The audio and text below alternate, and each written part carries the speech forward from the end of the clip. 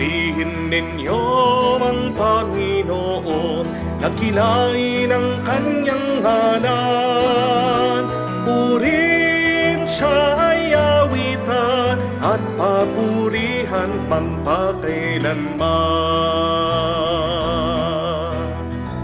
Nilikha niya ang langit at lupa, nilikha niya ang araw at buwan, nilikha niyang mga isda't ibon, mga gubat at karagatan.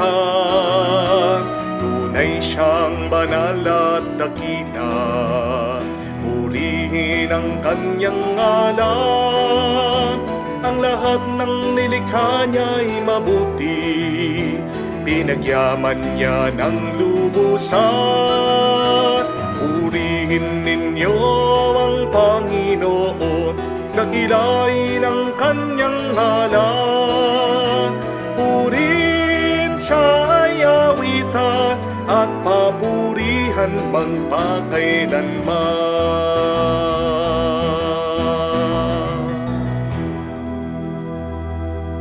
Sa ngalan ng Ama, ng Anak, at ng Espiritu Santo, Amen. sumainyo ang Panginoon. At sumainyo rin. Dalawang mahalagang tanong. Sino ka? Sino ang Diyos para sa iyo? Bakit napakahalagang sagutin natin ang dalawang tanong na ito? Kasi diyan nag-uumpisa at dadaloy ang ating pamumuhay, ating pakikitungo, ang ating pagbibigay at pagbabahagi sa iba. Pag sinasabi mong kawawa ka, hindi ka makakapagbigay, makakapagbahagi sa iba. Pero pag pinaniniwalaan mo na ikaw ay pinagpala, kahit na ikaw ay kapuspalat, masaya kang magbibigay sa iba. Merong tao, pinaniniwalaan niya na siya'y pinaparusahan ng Diyos. Kaya naman, ano ang kanyang trato sa iba? Napakarahas niya, napakainit ng kanyang ulo, magagalitin siya. Siya'y lumalayo sa iba, siya'y nakakapagbigay ng sakit sa kanyang mga minamahal. Mga kapatid, bigyan natin ng oras at panahon, kilatisin, sagutin, sino ba ako talaga? Sino ba ang Diyos na aking sinasamba? Sana matuklasan natin, una, ang Diyos napakabuti, sobra-sobra. Sana maalala natin na tayo ay minamahal ng Diyos, sobra-sobra ang pagpapala niya sa atin. Kapag natuklasan natin ang katotohanan kung sinong Diyos at kung sino tayo, diyan mag-uumpisa ang mabuti nating pagbabahagi sa ating kapwa at sa Diyos. Sa maraming pagkakataon na sinira ng kasalanan, ng masama, ng demonyo, ang ating pag-iisip, ang ating kalooban. Kaya naman napalayo tayo sa Diyos. Kaya naman hindi tayo naging mabuti sa iba. Magpakumbaba tayo, aminin natin ang ating mga pagkukulang para makita tayo muli maging karapat-dapat makatanggap sa mga banal na misteryo. Inaamin ko. Sa makapangyarihang Diyos at sa inyo mga kapatid, na lubha akong nagkasala sa isip, sa salita, sa gawa, at sa aking pagkukulang, kaya isinasamo ko sa mahal na Birheng Maria, sa lahat ng mga anghel at mga banal, at sa inyo mga kapatid, na ako'y ipanalangin sa Panginoong ating Diyos. Kaawaan tayo na makapangyarihang Diyos. Patawarin tayo sa ating mga kasalanan. Patnubayan tayo sa buhay na walang hanggan. Amen.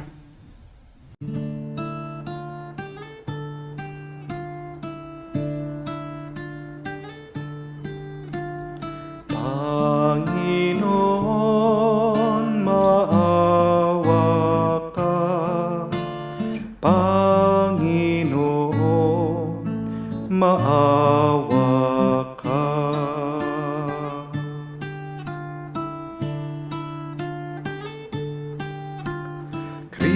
Kristo, maawa ka. Kristo, maawa ka sa amin. Panginoon, maawa ka. Panginoon, maawa ka. Gloria in excelsis Deo.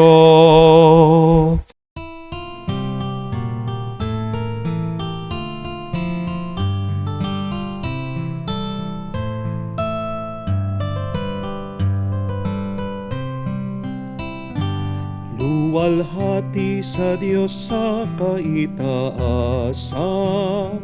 kaloob sa lupa ay kapayapaan. Pinupuri ka at ipinangdarangal, sinasamba ka dahil sa dakila mong kalwalhatian. Panginoon naming Diyos, Hari ng langit, Amang makapangyarihan, Panginoong Jesucristo, bugtong na anak ng Diyos, Kordero ng Ama. Ikaw na nag-aalis ng mga kasalanan ng sanlibutan. Tanggapin mo ang aming kahilingan, ikaw na naluluklok sa kanan ng Ama. Maawa ka sa amin, ikaw lamang ang banal, Panginoong Jesucristo, kasama ng Espiritu, sa luwalhati ng Ama. Amen, amen, amen, amen. Manalangin tayo. Ama naming makapangyarihan, para mo ng awa, ilayo sa amin araw-araw ang lahat ng mga sumasalungat sa amin at humahadlang, upang ang aming buong katauhan ay magkaroon ng kalayaan para kusang sundin ang iyong kalooban. Sa pamamagitan ni Jesucristo, kasama ng Espiritu Santo, magpa sa walang hanggan. Amen. Pagbasa mula sa unang aklat ng mga hari. Noong mga araw na iyon, si Propeta Elias ay pumunta sa Sarepta, at nang papasok na siya ng pintuan ng lungsod, nakita niya ang balo na namumulot ng panggatong. Sinabi niya sa babae, "Maaari po bang makiinom?" Aalis na ang babae upang ikuha siya ng tubig nang pahabol niyang sabihin, "Kung maaari, bigyan mo na rin ako ng kaunting pagkain." Sumagot ang babae, "Alam po ng Panginoon na iyong Diyos na wala na kaming tinapay. Mayroon po kaming harina at kapatak na langis. Namumulot nga ako ng maigatong upang lutuin iyon at makakain man lamang kami ng anak ko bago kami mamatay." Sinabi sa kanya ni Elias, "Huwag kang mag-alala. Humayo ka at gawin mo ang iyong sinabi. Ngunit ipagluto mo muna ako ng isang munting tinapay at pagkatapos magluto ka ng para sa inyo.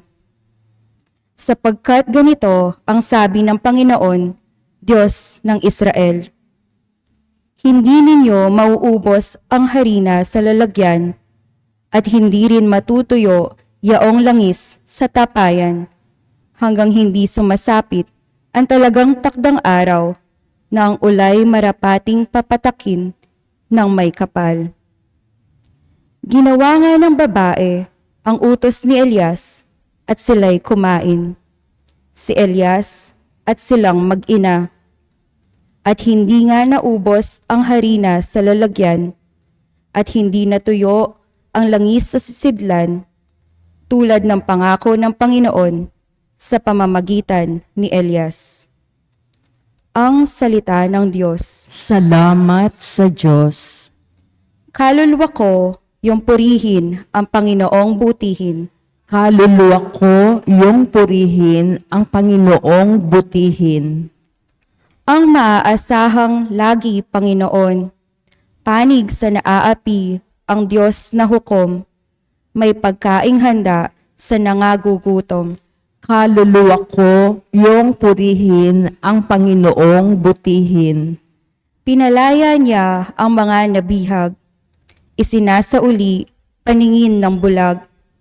Lahat ng inapi ay itinataas, ang mga hinirang niya'y nililingap.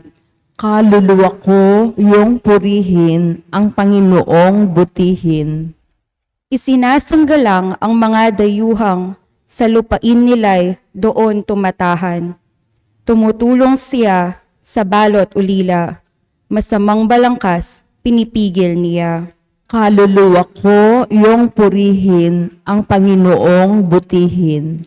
Walang hanggang hari ang Diyos na poon, nabubuhay lagi ang Diyos mo, Sion.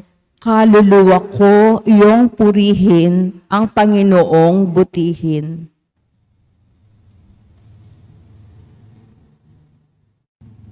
Pagbasa mula sa sulat ng mga Hebreo. Pumasok si Kristo, hindi sa isang dakong banal na ginawa ng tao at larawan lamang ng tunay, kundi sa langit. At sa gayoy nasa harapan siya ng Diyos na namamagitan para sa atin. Ang dakilang saserdote ng mga Hudyo ay pumasok sa dakong banal, taon-taon may dalang dugo ng mga hayop. Ngunit minsan lamang pumasok si Kristo upang hihandog ang kanyang sarili at iyo'y sapat na. Kung di gayon, kailangan sanang siya'y paulit-ulit na mamatay mula nang matatag ang sanglibutan. Subalit minsan lamang siya napakita. Ngayon, magtatapos na ang mga panahong upang pauwiin ang kasalanan sa pamamagitan ng ahing kanyang inihandog. Itinakda sa mga tao na minsan lamang mamamatay at pagkatapos ay maghukom. Gayon din naman, si Kristo'y minsan ihahandog bilang hain upang pauwiin ang mga kasalanan ng mga tao. Siya'y muling darating, hindi upang ihandog na muli dahil sa kasalanan, kundi upang iligtas ang mga nag-iintay sa Kanya. Ang salita ng Diyos. Salamat sa Diyos.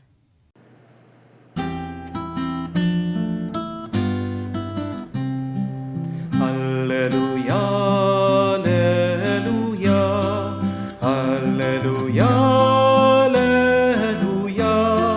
alleluia, alleluia, alleluia, alleluia, alleluia, alleluia, alleluia, alleluia, alleluia. Mapalad ang mga dukha na tanging Diyos na lumikha ang pag-asa at adhika. Alleluia, alleluia.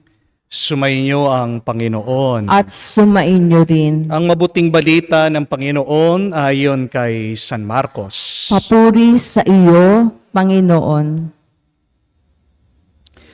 Nung panong iyon, sinabi ni Jesus sa kanyang pagtuturo, mag-ingat kayo sa mga iskriba na mahilig maglalakad ng may mahabang kasuotan at natutuwang pagpugayan sa mga liwasan. Ang ibig nila, ang mga tanging luklukan sa mga sinagoga at ang mga upuang pandangal sa mga piging. Inuubos nila ang kabuhayan ng mga babaeng balo at ang sinasangkalay ang pagdarasal ng mahaba. Lalo pang bibigat ang parusa sa kanila. Umupo si Jesus sa tapat ng hulugan ng mga kaloob doon sa templo at pinagmasdan ng mga taong naguhulog ng salapi. Maraming mayayaman naghulog na malalaking halaga. Lumapit naman ang isang babaeng balo at naghulog ng 2 kusing na katumbas ng 1 pera.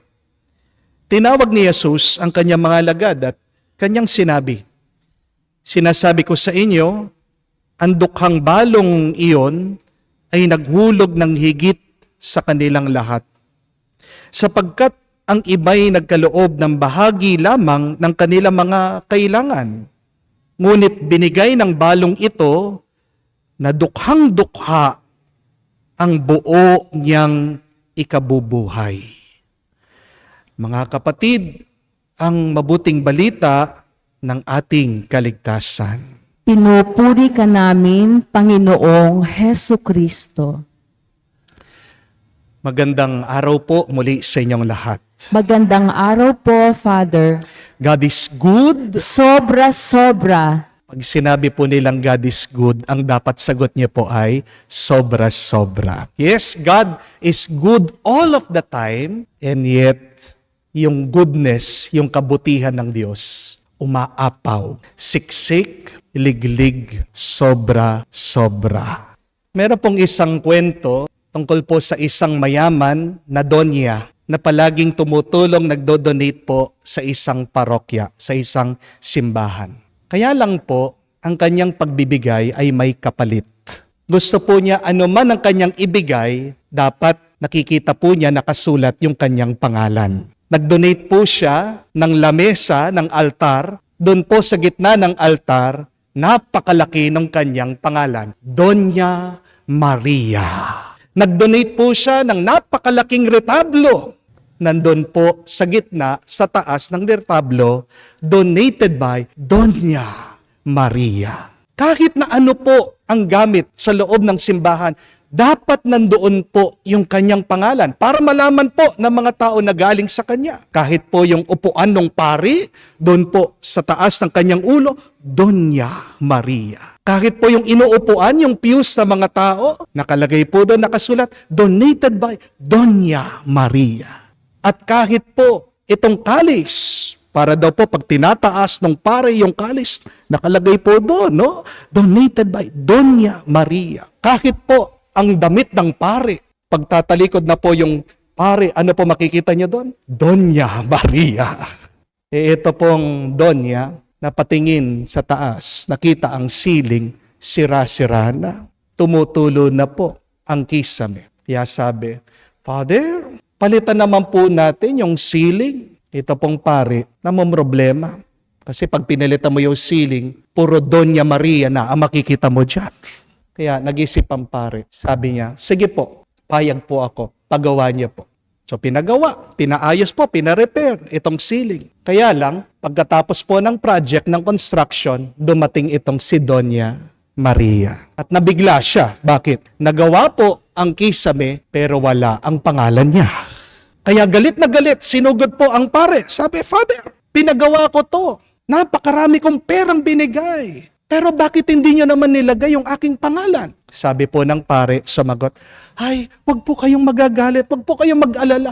Nandyan po yung pangalan niyo." "Father, tingin na ako ng tingin, hindi ko makita yung pangalan ko. Nasaan ba?" Sabi po ni Donya. Yung pong pangalan niyo, nandoon po sa bubungan." Sabi, "Bakit po nandoon? Kisame ang aking pinagawa, hindi po bubungan." Sabi po ni Father, nandun po sa bubungan para ang Diyos naman na nasa langit ang nakakakita sa pangalan niyo. Sabi, donated by Doña Maria. I think it is good to ask ourselves, my dear friends, why do you give? Bakit ka ba nagbibigay o nagbabahagi? Mabuti pong magbigay eh. Amen? Pero, meron pa pong mas mabuti sa pagbibigay at pagbabahagi. Ano? Yung magbigay ka dahil meron kang mabuting dahilan. Just a gentle reminder, my dear friends. Giving does not make you generous. Hindi ibig sabihin pag nagbigay ka na, mabait ka na, mabuti ka na may kagandahang loob ka na. Hindi lahat ng nagbibigay ay mabuti at mabait. Amen? Yan po ang napansin ng Panginoon sa ating ebanghelyo. Ang mga mayayaman, nagbibigay, pumupunta sa templo, ang dami nilang binibigay. Pero hindi po nabilib, hindi po namangha ang Panginoon dun sa kanilang pagbibigay. Sino po ang napansin ni Jesus na nagbibigay? Yung pong balo, yung pong kawawa, yung pong dukha. Bakit po hindi masaya ang Panginoon dun sa pagbibigay ng mga mayayaman? Tumutulong naman po sila sa templo. Nag-aalay naman po sila. Ano daw pong dahilan? Saan nanggagaling yung kanilang binibigay? Galing sa kanilang bulsa? Galing dun sa kanilang sobra? Pero hindi galing sa loob nila. Hindi galing sa puso nila. Sometimes, this is our misgiving. We miss the point of giving because you're not really generous when you give from your excess, from your extra. Marami po sa ating guilty dyan eh. Yung nagbibigay ka sa naglilimos sa'yo dahil may barya ka. Pag wala kang barya, hindi ka magbibigay eh. Amen? Marami po sa atin magbibigay doon sa mga mahihirap. Habang kumakain ka, naranasan nyo na po ba yon? Doon po sa salamin sa labas ng restaurant, merong kumakatok, merong hihingi. Dahil busog ka na, pagkalabas mo, ibibigay mo yung pagkain. Sino sa atin na magbibigay, mag-o-order ka ng isang meal para po doon sa mahirap? Maaaring kakaunti lang, hindi po ba? Pero bakit binigyan mo? Kasi sawa ka na. Kasi ayaw mo na. Kasi busog ka na. That's giving from your extra. That's giving from your excess. Marami din sa atin nagbibigay ng oras sa Diyos, nananalangin, nagsisimba. Bakit? Libre eh. Libre sila ng oras, libre ng panahon. Day off nila. Pero ano po madalas ang sinasabi ng iba? Father, pasensya na po, kasalanan ko ito eh. Kasi wala pong oras. Oras na lang po ng pahinga ko. Hindi po ako makapagsimba, hindi po ako makapanalangin, patawarin po ako ng Panginoon. My dear friends, if you go to the church, if you go to Mass, if you pray, just because you have the time, then you're not generous. Because the real generous person will make time. Amen? Yan ang totoong mabait. Yan ang totoong mabuti. Yan ang totoong mapagmahal na tao. Magbibigay at magbibigay yan ng oras, ng lakas, ng panahon. Hindi galing dun sa kanilang sobra. Nung minsan, sa dati kong parokya, sa una ko pong assignment, naisip ko lang po na magkaroon kami ng clothes drive. Sinabihan ko po ang aking mga parishioner, malapit ng Pasko, naalala ko yung mga nakakulong para naman meron silang masuot na bago. So, I asked the people to donate. Magbigay po kayo ng mga damit. Alam niyo po, ang daming nagbigay. Box. No? Dumating po sa simbahan. Pero alam niyo po, pagkakita ko, hindi ko na po binigay. Hindi ko na po dinonate doon sa jail. Bakit? Yung mga pinagbibigay ba naman, butas-butas. Butas-butas na damit, meron pa, brief. Natawa pa po ako. Wedding dress. Meron pang kasama barong, meron pa kasama tuxedo, coat. Sabi ko, anong gagawin ng mga tao doon sa jail? Magkakasalan sila. Bakit ang daming nagbigay? Kasi yung pala, nilinis nila ang mga cabinet nila. Yung binigay nila, ayaw na nila, mga basura lang nila. Yun ba ang tunay na pagbibigay? Yun ba ang tunay na pagiging mabait at mabuti? Nagbigay ka ng basura. Anong ibig sabihin? Anong tingin mo doon sa mga binibigyan mo? Sila'y basura. Amen? Madaling magbigay kung ayaw mo na yung binibigay mo. Pero ang tunay na pagbibigay, mga kapatid, yung binabahagi mo kahit na kailangan mo ito. Binibigay mo ang isang bagay kahit na gusto mo ito. Kaya nga po, masasabi natin, ang modelo natin, ang halimbawa natin sa pagbabahagi ay ang ating Panginoong Jesucristo. Bakit? Kasi si Jesus, kailangan pa niya ang buhay niya, pero inalay niya ito para sa atin. Alam natin ang dasal ng ating Panginoon. Sabi niya sa kanyang ama, Ama, kung gugustuhin niyo lang po, aalisin niyo ang kalis ng paghihirap sa akin. But your will be done, not mine. Anong gusto niya? Gusto pa niyang mabuhay. Pero kahit na gustong-gusto niyang buhay niya, binitawan niya ito, inalay niya ito, binigay niya ito para tayo'y magkaroon ng buhay. That is real generosity. To give from our excess is not a good reason to give. Huwag po tayong magbibigay galing sa ating sobra. Sa halip, magbigay ka ng sobra-sobra. Amen? Magkaiba po yon. Yung nagbibigay ka galing sa sobra at nagbibigay ka ng sobra-sobra. Yan po ang isang hamon sa atin. Meron din pong tao na nagbibigay para lang sila'y magkahiwalay. Amen? Meron tao na nagbibigay, nag-aalay para paalisin niya yung humihingi. Marami din po sa atin. Guilty dyan. Yung bang magbibigay ka doon sa nagpapalimos para hindi ka kinukulit, bigyan mo niyan para umalis na. Sige. Yung magbibigay ka sa iyong kapatid para hindi ka palaging tinatawagan, hindi palaging nagrereklamo. Yung pagbibigyan mo, yung mga magulang mo, para tumigil na sila na dumadaing sa iyo, para hindi na lang kayo mag-away. But the question is this a good reason to give? What is the good reason to help? Why should we be generous? Ano po ang sabi ni San Pablo? In his letter to the Corinthians, remember, St. Paul said, each of you should give from what you have decided from your heart to give. Not reluctantly, not with compulsion, because God loves a cheerful giver. Kung magbibigay ka, dapat hindi yung ikaw ay napipilitan. Kung magbibigay ka, dapat galing sa iyong puso. May 3 pong magandang dahilan para magbigay. Tandaan niyo po. Una, magandang magbigay kung galing sa puso. Amen? Pangalawa, magbigay ka kung ito ay kinatutuwa mo. Pero pangatlo, magbigay ka para sa kaluwalhatian ng Diyos.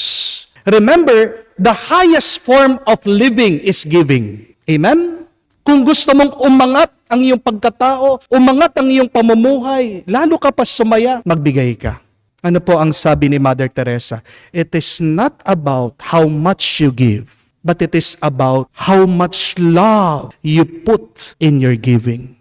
At yan din po ang mahalaga para sa ating Panginoon. Yan yung napansin niya doon sa dukha, doon sa mahirap, doon sa babaeng balo. Kahit na ilang barya lang sentimo lang yung binigay ng babae. Pero sabi po ng Panginoon, nakita niya yung nandun sa loob ng puso niya. Binigay daw niya yung kanyang kabuhayan.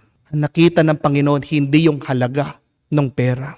Nakita ng Panginoon, yung nasa loob nitong babae. Kaya nga po, mga kapatid, mag-ingat kayo. Pag kayo po ay nagbibigay, ang nakikita ng Panginoon, hindi naman po yung nasa palad nyo Ang nakikita po ng Panginoon, yung nasa loob ng inyong puso.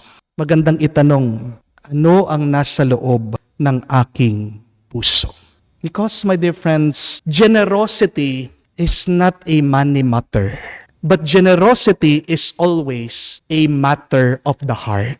Meron pong mga nagsasabi, minsan nababasa ko po sa comment section, sabi nila, Father, pag ako yumaman, pag ako binless ako ng Panginoon, pag ako naging milyonaryo ako, pag ako tumama po kami ng loto, magdodonate po kami sa simbahan nyo, magbibigay po kami sa charity, tutulong po kami sa mga mahihirap. Gusto ko pong tanong, before you do that, bago mo gawin yun, ang tanong, ngayong mahirap ka, ngayong kapuspalad ka, ngayong nahihirapan ka, ngayong marami kang utang, mapagbigay ka ba? Kasi kung ngayon palang mahirap ka na, hindi ka na marunong magbigay, wealth will not change that. Kasi po, ang pagbibigay ay isang pag-uugali. Amen? Ang pagbibigay, hindi naman po nagdidepende yan sa laman ng bulsa. Ang pagbibigay, pagbabahagi, nagdidepende yan palagi sa iyong paningin, sa iyong pananaw, sa iyong nararamdaman, sa iyong kalooban. Kaya nga, kung ngayong palang walang-wala ka na, hindi ka na marunong magbigay,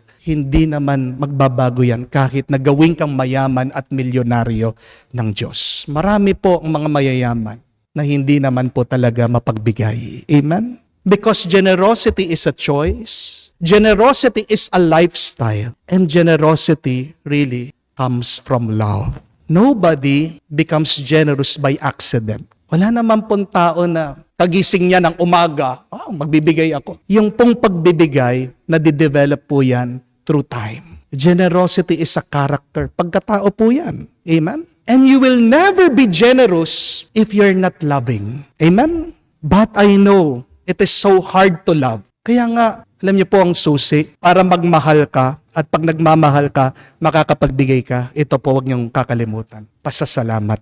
When you are grateful, you will be loving. When you are loving, you will be generous.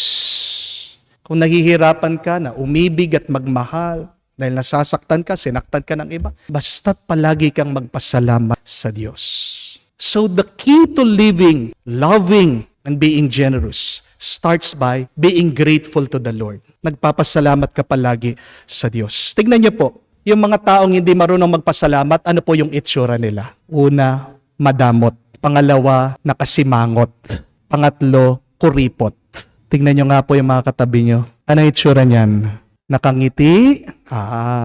Ano pong ugali niyan? Madamot? Ano po yan? Kuripot? My dear friends, always be grateful to God because we have been given so much. We have been given so much. Kahit na meron kang kakaunti, kung ikaw ay nagpapasalamat, lumalaki yan. Narinig naman po natin sa unang pagbasa, napakaganda. Itong balo, nagbigay ng kakaunti dito sa propeta, anong nangyari? Yung pong palayok, nagmilagro. Binigyan siya ng isang palayok na pag siya ay dumudukot, pag siya ay kumukuha, hindi po ito nauubusan. San po nagumpisa yung milagro? Doon sa pag-aalay niya ng kakaunti na maliit. So, do not underestimate the little that you give, the little that you have. Huwag mong mamaliitin ang maliit sa buhay mo. Remember that one small tree can start a forest. One candle can wipe away darkness. One smile can make other people smile and happy. Amen? One word can inspire other people. One laugh can remove the gloom of other people. One hand can lift the soul of others. One touch can show that you care. And one light can make a difference in other people's lives. Ano po yung maliit, kakaunti na meron kayo ngayon? Pwede mong pasalamatan sa Diyos. Pwede mong ibahagi sa Panginoon at sa ibang tao. Meron po akong hindi makalimutan na karanasan. Nung pong deacon ako, bago po ako ma-ordain na pare, I was assigned to a remote parish sa Tubigan po. Coastal parish po siya. Very poor parish. Pag weekdays po, pag walang bisa sa parokya, bumibisita po ako sa mga sakop namin. Tinitignan ko pong kalagayan nila, binebless ko pong mga bahay nila for free. Kasi po, malayo sila sa parokya, kahit na paano, mabendisyonan naman yung kanilang mga kabahayan. No? Pinagpe-pray over ko po yung mga mahihirap. Paggabi na po, nakikitira din po ako sa mga mahihirap. Hindi ko po makalimutan yung isang karanasan ko. Isang maliit na bahay, doon po ako natulog para sa gabing yon. Pagkapasok ko po, ang gamit lang po sa loob ng bahay, isang maliit na TV, isa pong maliit na table, lamesa, at isang bed, kama. Ginawa po ng pamilya, nilagyan pa ng kortina yung kama. Nahihiya po sa akin para doon po ako patulugin. So, humiga po ako, doon ako natulog. Pero hating gabi, bigla nagising po ako, naiihi ako. Lumabas po ako doon sa kama. Alam niyo po, nakita ko, nadurog po yung puso ko, naawa po ako. Dahil yung pamilyang yon natutulog po sa flooring. Yung kama pala nila binigay nila sa akin. At nung umaga, lalo po ako nakonsensya. Bakit? Kasi nung kumakain ako, yung po nanay may kausap, sinisingil po siya sa utang niya. Nung ko po naintindihan, yung kinakain ko na kape, inutang lang po nila. Hindi talaga sila nagkakape. Dahil bumisita ako, sila po ay naghanap ng pera para pakainin ako. Mahirap na mahirap po sila. Ang trabaho lang po nila ay nagre-repair po ng palaisdaan. Sabi ko, alam niyo po, hindi niyo naman kailangan gawin ito para sa akin eh. Okay lang naman po ako. Kahit na sa flooring ako matulog, kahit na tubig lang ang aking inumin. Ay, Father, hindi po. Sabi po nung nanay. Tuwang-tuwa, nakangiti. Alam niyo po, Father, tuwang-tuwa kami, napakasaya namin. Kasi yung pag-i-stay nyo lang po dito, yung pagtira nyo po, parang binendisyonan na kami ng Panginoon dahil parang ang Diyos na ang nakitira sa amin, ang bumisita sa amin. Wow! Sabi ko, pag nakita mo na ikaw ay pinagpapala ng Diyos, papasalamat ka, gagawa ka ng paraan para makapagbigay, makapagbahagi ka. Kaya magandang itanong po yun, mga kapatid. Kayo ba? Papasalamat ba kayo sa Diyos? Dahil kung puro ka na lang reklamo ng reklamo, puro na lang nakikita mo sa buhay mo, problema, pagsubok, hindi ka magiging masaya at hindi ka makakapagbahagi, hindi ka makakapagbigay. Mga kapatid, sana po maisip natin, makita natin na tayo ay minamahal ng Diyos. Tayo pinagpapala niya. Ang dami niyang blessing sa buhay natin. Hindi lang natin napapansin. Amen? Sana pag nagpapasalamat ka, maramdaman mo yung pagmamahal na yon, maibahagi mo, maibigay mo sa iba. Give, my dear friends. That is the highest form of living. Give even what is little, but please, give it with extra love. Dahil tandaan niyo po, ang mga marunong magbigay ng may malaking pagmamahal, ginagantimpalaan ng Diyos. Hindi kakaunti, kung hindi sobra-sobra. Amen? Naway araw-araw, gawin nating ugali, magpasalamat, magpuri sa Diyos. At diyan magiging ugali mo din, magbigay, huwag kang mag-alala. Hindi ka papabayaan ng Diyos ngayon at magpakailanman. Amen. Sumasampalataya ako Na Diyos amang makapangyarihan sa lahat, na may gawa ng langit at lupa, sumasampalataya ako kay Hesu Kristo, iisang anak ng Diyos, Panginoon nating lahat, nagkatawang tao siya, lalang ng Espiritu Santo, pinanganak ni Santa Mariang Birhen, pinagpakasakit ni Poncio Pilato, ipinako sa krus, namatay, inilibing, nanaog sa kinaroroonan ng mga yumao, nang may ikatlong araw, nabuhay na mag-uli, umakyat sa langit, naluklok sa kanan ng Diyos, amang makapangyarihan sa lahat, doon nagmumulang paririto at huhukom sa nangabubuhay at nangamatay na tao. Sumasampalataya naman ako sa Diyos, Espiritu Santo, sa banal na simbahang katolika, sa kasamahan ng mga banal, sa kapatawaran ng mga kasalanan, sa pagkabuhay na muli ng nangamatay na tao, at sa buhay na walang hanggan. Amen. hangad nating maging dakila sa paningin ng Diyos. Puno ng tiwalang tayo ay tutulungan niyang maging dakila sa pamamagitan ng pagiging bukas palad. Ating sambitin, Panginoon, dinggin mo kami. Panginoon, dinggin mo kami para sa mga namumuno sa simbahan upang manguna sila sa pagpapahalaga sa mga dukha at aba sa ating pamayanan. Manalangin tayo sa Panginoon. Panginoon, dinggin mo kami. Para sa lahat ng mga pari at mga namamanata sa Diyos, naway matuto silang magbigay ng lahat na siyang nilalaman ng kanilang mga sinumpaan. Manalangin tayo sa Panginoon. Panginoon, dinggin mo kami. Para sa mga namumuno sa ating bansa upang gawin nila ang lahat ng kanilang makakaya para maiangat ang kalagayan ng mga naghihirap at nagigipit sa ating lipunan. Manalangin tayo sa Panginoon. Panginoon, dinggin mo kami. Sa katahimikan po ng ating puso, banggitin din natin sa Diyos ang ating mga personal na pangangailangan. Ama naming mapagbigay, pakinggan mo ang aming mga panalangin, samahan mo kami sa aming paglalakbay, ipadama mo sa amin ang iyong pagmamahal, para kami ay maging mapagpasalamat sa aming tuwa, may bahagi namin ang pagpapala na binibigay mo sa amin araw-araw. Lahat ng ito ay hinihiling namin sa ngalan ni Kristo aming Panginoon. Amen.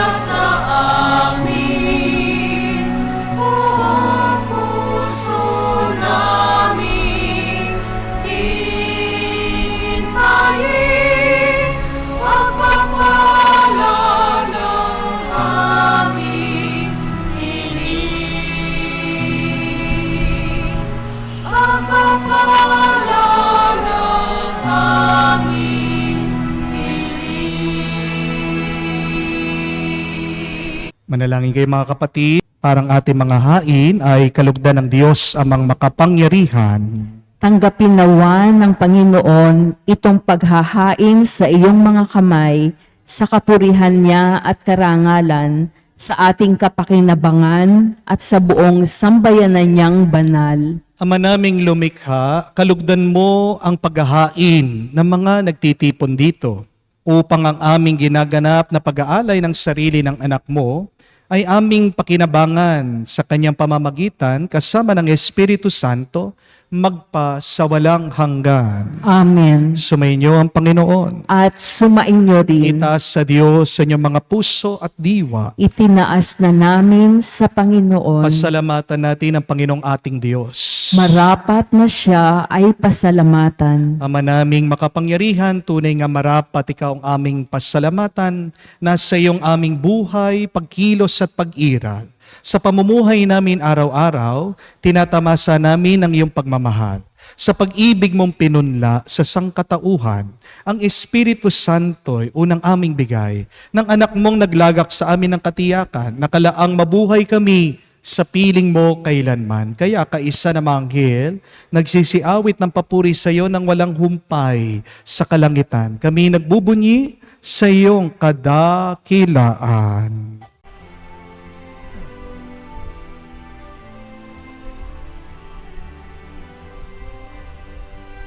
Santo, Santo, Santo, Panginoong Diyos ng mga hukbo, napupuno ang langit at lupa ng kadakilaan mo. Hosana, Hosana, sa kaitaasan, pinagpala ang naparirito sa ngalan ng Panginoon. Hosana, Hosana, sa kaitaasan. Hosana, Hosana, sa kaitaasan.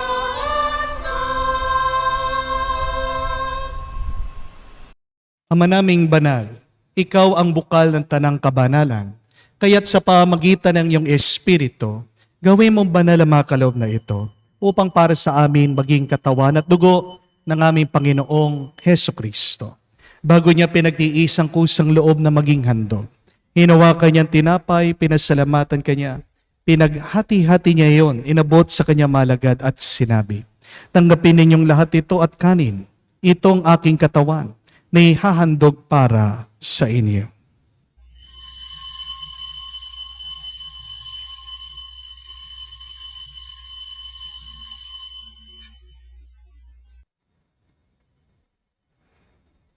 Gayon din naman na matapos ang hapunan, hinawakan niyang kalis, muli kanyang pinasalamatan. Inabot niyang kalis sa kanya malagad at sinabi, tanggapin ninyong lahat ito at inumin. Ito ang kalis ng aking dugo, ng bago at walang hanggan tipan. Ang aking dugo na ibubuhos para sa inyo at para sa lahat, sa ipagpapatawad ng mga kasalanan. Gawin ninyo ito sa pag-aalaala sa akin.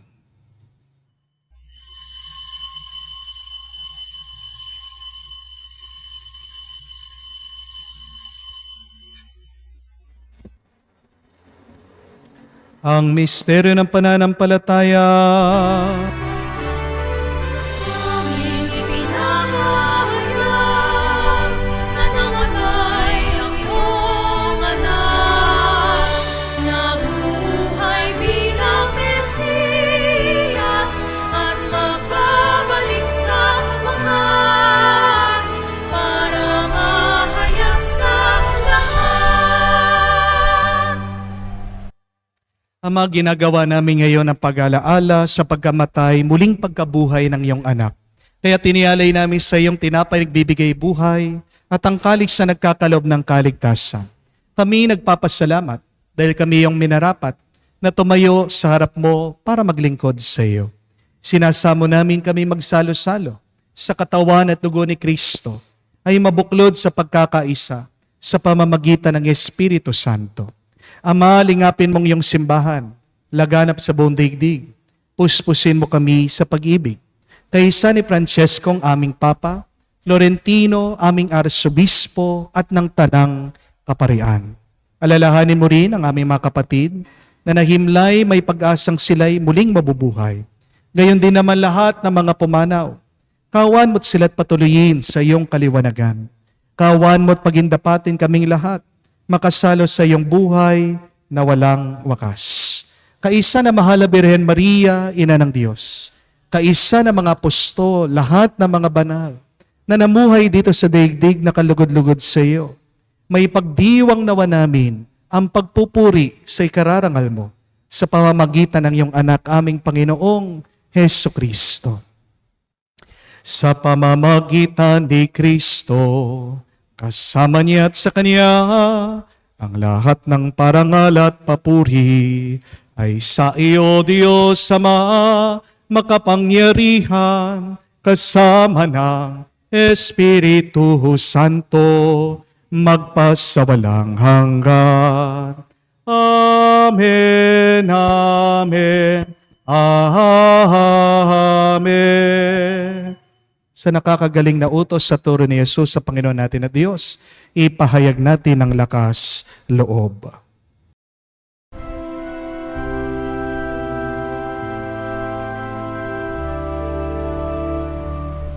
Ama namin, sumasalangit ka, sambahin ang ngalan mo, mapasa amin ang kaharian mo, sundin ang loob mo dito sa lupa para nang sa langit. Bigyan mo kami ngayon ng aming kakanin sa araw-araw at patawarin mo kami sa aming mga sala para ng pagpapatawad namin sa nagkakasala sa amin. At huwag mo kami ipahintulot sa tukso, at iadya mo kami sa lahat ng masama. Hinihiling namin kami, Diyos, sa lahat ng masama, pagkalooban ng kapayapaan araw-araw, iligtas sa kasalanan, ilayo sa lahat ng kapamakan, samantalang aming pinanabikan ang dakilang araw ng pagpapahayag ng tagapagligtas naming si Heso Kristo. Sapagkat iyo ang kaharian at ang kapangyarihan at ang kapurihan magpakailanman. Amen. Panginoong Heso Kristo, sinabi mo sa iyong mga apostol, kapayapaan ang iniiwan ko sa inyo. Ang aking kapayapaan binibigay ko sa inyo. Tunghayan mo ang aming pananampalataya. Huwag ang aming pagkakasala.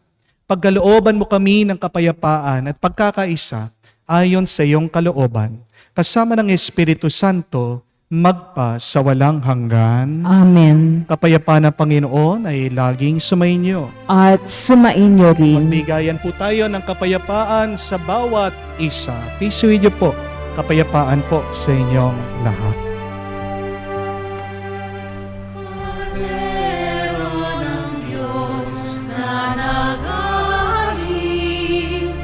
ng mga kasalanan ng sanlibutan, maawa ka sa amin. Maawa ka sa amin.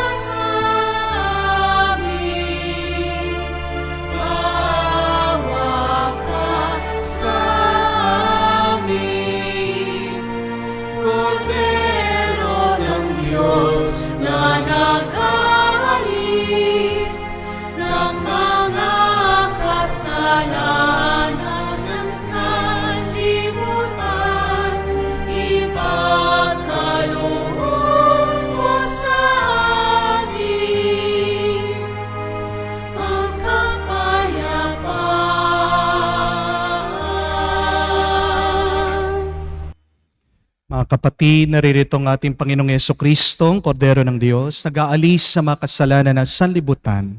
Mapalad tayong lumalapit sa piging ng Kordero. Panginoon, hindi ako karapat-dapat na magpatuloy sa iyo, ngunit sa isang salita mo lamang ay gagaling na ako.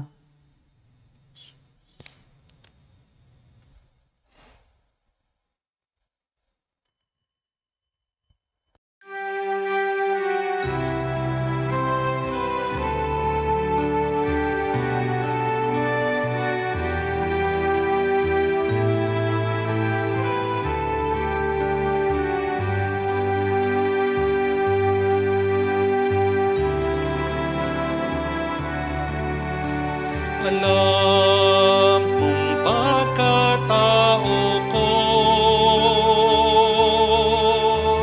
wala akong matatago. Alam mong aking isipan, alam mo ang lahat ng ginagawa ko, O Diyos. Gabayan mo ko, Diyos, sa buhay na ito. Ilapit mo ako sa pagmamahal mo. Dalhin mo ko, Panginoon, sa kalangitan. Buhay kasama mo. Lumuhod po tayo para sa panalangin para sa mga may sakit. Panginoong Yesus, lumalapit po kami sa iyo ngayon upang idulog ang kagalingan ng mga may sakit. Haplusin niyo po sila at pagkalooban ng panibagong lakas upang sila ay muling makapaglingkod sa iyo. Patawarin niyo po sana sila sa kanilang mga kasalanan, pagkalooban din ng kagalingan pang kaluluwa. Sa katahimikan po ng ating puso, banggitin natin ang mga pangalan ng ating mga kapatid na humihiling ng mabilis na kagalingan.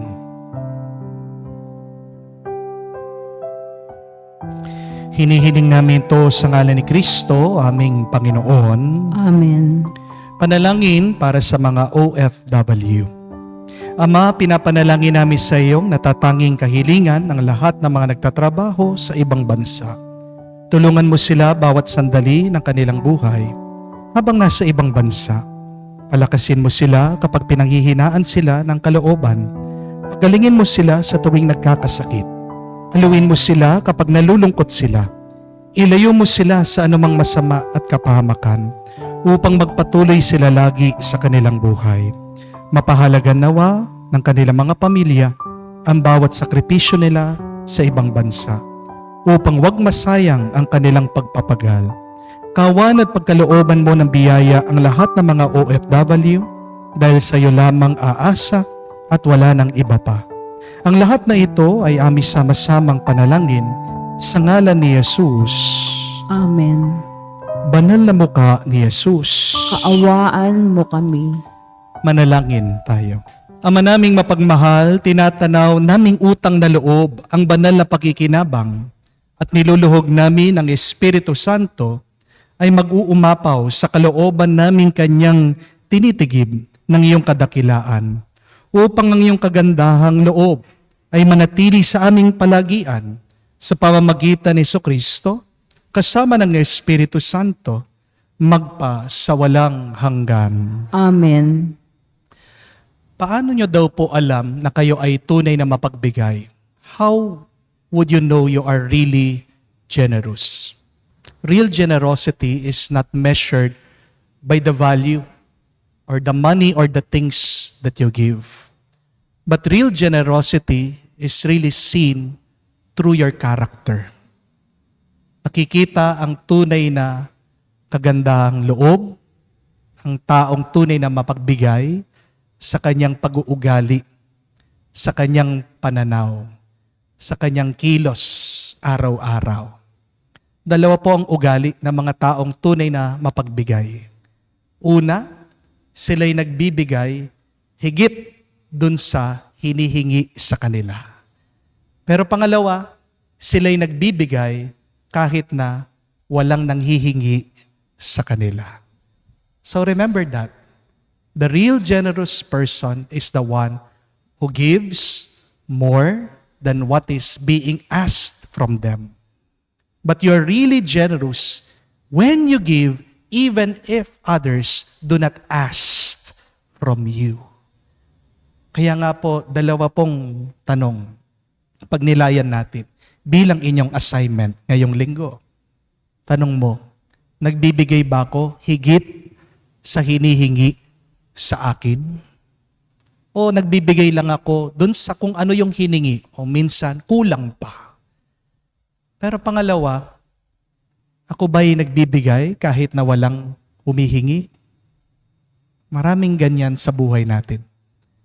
Hindi sila nagsasalita, tahimik lang sila, sila'y nahihiya. Pero kailangan nila ang ating tulong. Mga kapatid, tandaan niyo po, tayo'y pinagpala.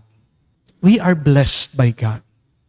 Kung ikaw ay pinagpala, naway maging pagpapala ka din sa iba. If you are blessed, be a blessing to others. Sino ang Diyos natin? Siya'y mapagmahal. Siya'y palaging nagpapaulan ng pagpapala sa atin. Tandaan niyo po, pag hinihigpitan mo ang kapit sa grasya, walang makakapasok na ibang grasya. Gusto mong dumami ang pagpapala, ang grasya, marunong ka din magbahagi sa iba. Be a generous person so that God's blessing will continue to flow in your life. Amen? Sumainyo ang Panginoon. At sumainyo rin. Kayo ay basbasan ng Diyos makapangyarihan sa lahat sa ngalan ng Ama, ng Anak, ng Espiritu Santo. Amen. Ang ating misa ay natapos na. Humayo kayo sa kapayapaan ni Kristo. Salamat sa Diyos.